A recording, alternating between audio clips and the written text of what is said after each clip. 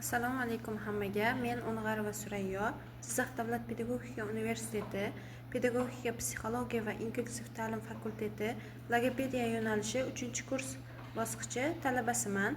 Bugun men sizlarga tarbiyaviy ishlar maxsus metodikasi fanidan tarbiyaviy jarayonni tashkil etishda milliy va umuminsoniy qadriyatlarning o'rni mavzusida tushunchalar berib o'taman. Mavzuyimizning rejalari milliy va umuminsoniy qadriyatlarning tarbiyaviy jarayondagi o'rni va ahamiyati, madaniy integratsiya va global qadriyatlar bilan uyg'unlikda ta'lim jarayonini tashkil etish, tarbiya tizimida milliy qadriyatlarni rivojlantirish va zamonaviy dunyoqarashni shakllantirish, milliy va umuminsoniy qadriyatlarning tarbiyaviy jarayondagi muhim roli va ta'limdagi integratsiyasi, madaniy va insoniy qadriyatlarning muvofiqlashtirilishi, ta'limda integratsiya.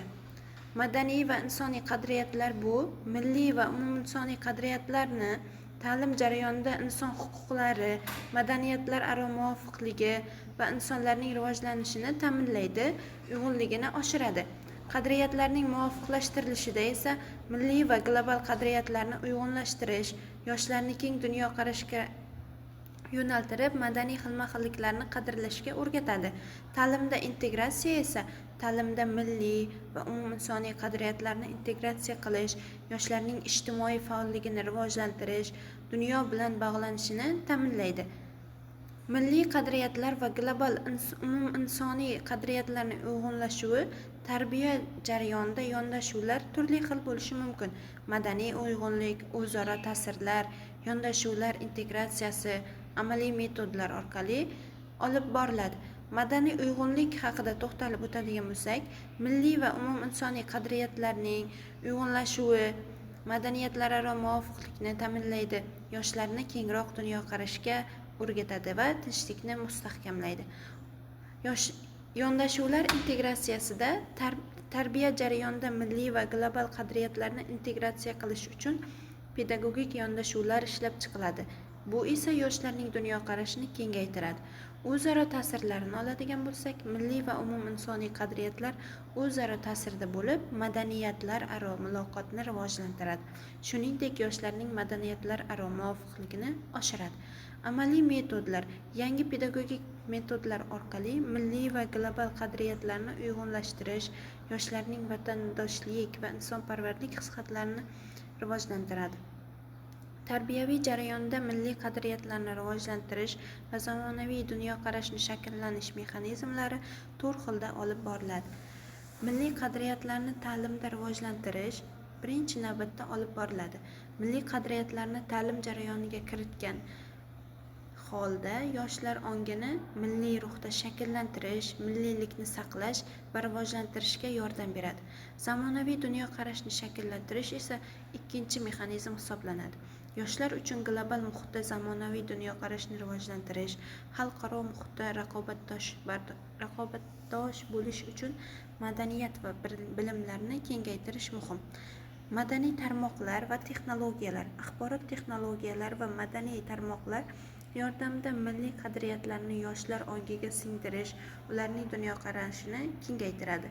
Pedagogik yondashuvlar esa innovatsion pedagogik metodlar va interfaol usullar yordamida milliy qadriyatlarni tarbiyaviy jarayonga integratsiya qilib, yoshlarning zamonaviy dunyoqarashini rivojlantiradi. Milliy va umuminsoniy qadriyatlarning tarbiyaviy jarayonni tashkil etishda inson huquqlari va madaniyatlar aro muvofiqlikdagi roli turlicha bo'lishi mumkin.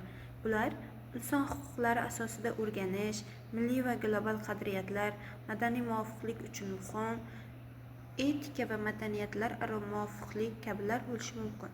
Inson huquqlari asosida o'rganish tarbiyaviy jarayonda inson huquqlarining ta'limda muhim o'rin tutishi, yoshlarning erkinliklari va shaxsiy huquqlariga hurmat bilan yondashishni ta'minlaydi.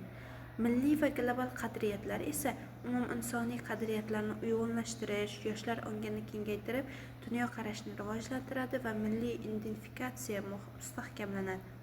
Madaniy muvofiqlik uchun muhim bu madaniyatlar aro muvofiqlik, turli madaniyatlarning o'zaro tushunishi va hurmatga asoslangan tarbiya jarayonida tinchlik va hamjihatlikni mustahkamlaydi.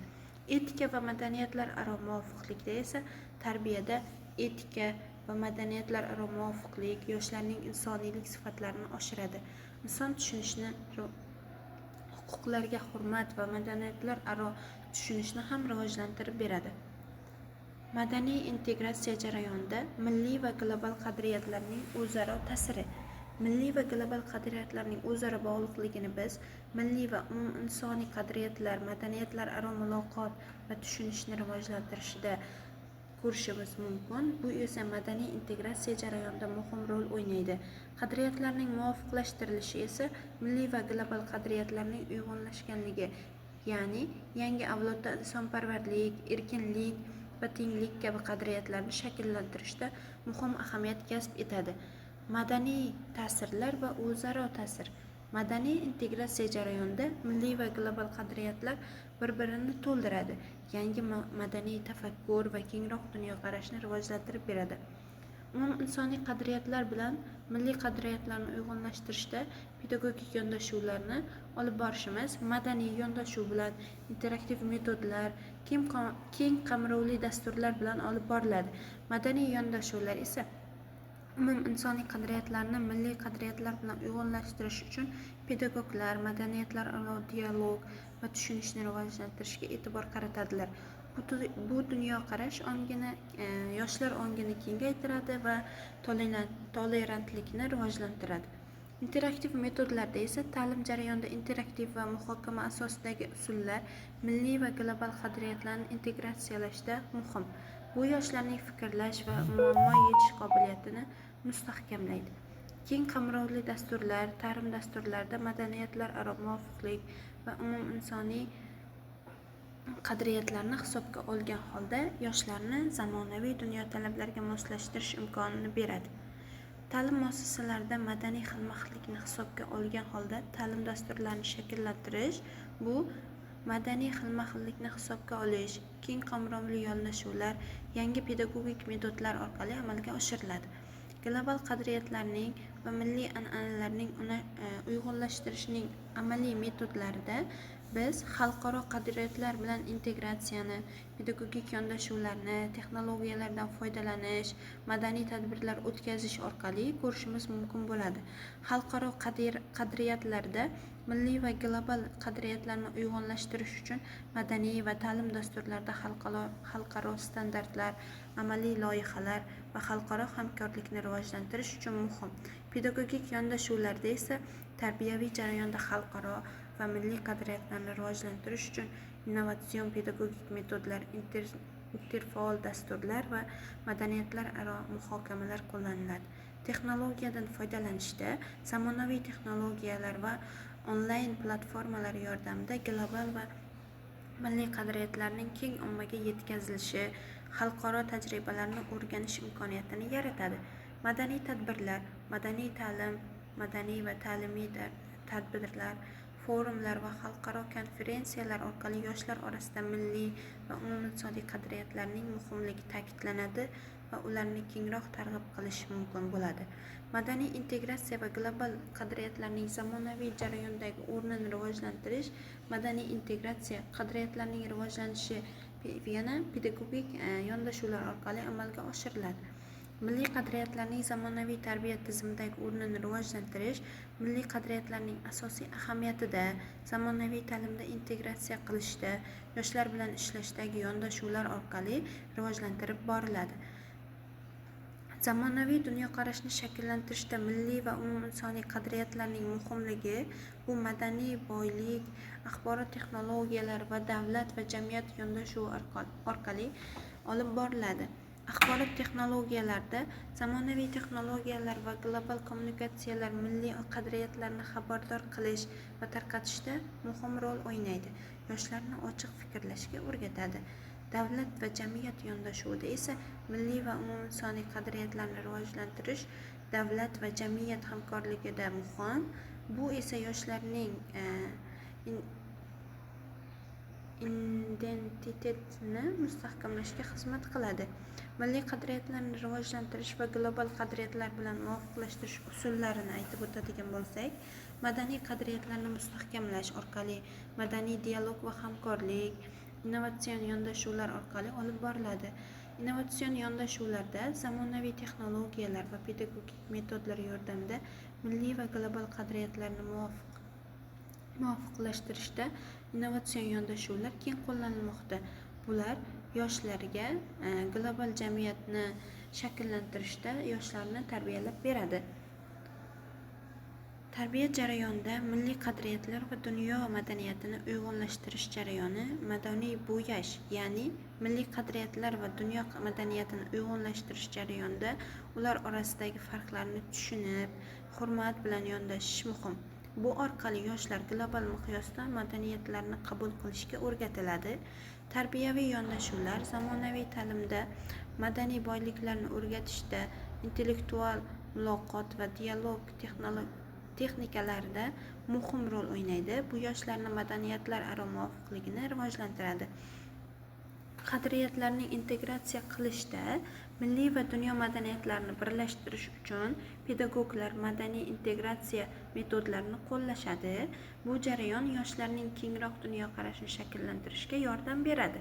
Amaliy misollarda esa madaniy integratsiya dasturlari va xalqaro loyihalar orqali milliy qadriyatlar dunyo madaniyati bilan uyg'unlashtiriladi.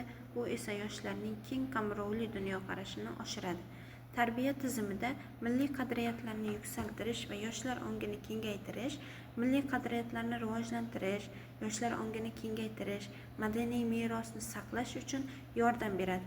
Milliy qadriyatlarni rivojlantirish, milliy qadriyatlarni yuksaltirish uchun ta'lim jarayonida milliy tarix, madaniyat va an'analarni chuqur o'rgatish, yoshlar ongini milliy g'urur bilan to'ldirish muhim hisoblanadi. Yoshlar ongini kengaytirishda zamonaviy ta'limda yoshlarning dunyoqarashini kengaytirish, xalqaro qadriyatlarni tushunish va milliy qadriyatlar bilan muvofiqlashtirish orqali rivojlantirishga e'tibor qaratiladi. Madaniy merosni saqlash, milliy qadriyatlarni avloddan avlodga o'tkazish, madaniy merosni himoya qilish va yoshlarni milliy an'analar bilan tanishtirish orqali identifikatsiya mustahkamlanadi. Xulosa qilib aytadigan bo'lsak, milliy va umuminsoniyatlarning qadriyatlarning muhimligi bu tarbiyaviy jarayonda milliy va umuminsoniy qadriyatlarni uyg'unlashtirish yoshlarning insoniylik, madaniyat va huquqlarini rivojlantirishda muhim rol o'ynaydi. Bu yoshlarning keng dunyoqarashiga yo'naltiriladi va tinchlik, hamjihatlikni mustahkamlaydi. Madaniy integratsiya va dunyoqarashning kengayishi bu integratsiya jarayonida milliy va dunyo madaniyatlarini birlashtirish yoshlarning madaniyatlar aro tushunishini oshiradi. Bu yondashuvlar kengroq dunyoqarashni va tolerantlikni rivojlantiradi. Zamonaviy ta'limda qadriyatlar rivojlanishi, zamonaviy ta'limda milliy va umuminsoniy qadriyatlarni rivojlantirish uchun innovatsion metodlar, texnologiyalar va madaniyatlar aro dialog muhim ahamiyat kasb etadi. Bu yondashuvlar xalqaro jamiyatga tayyorlaydi. Bugungi mavzuyimiz shulardan iborat edi. E'tiboringiz uchun katta rahmat.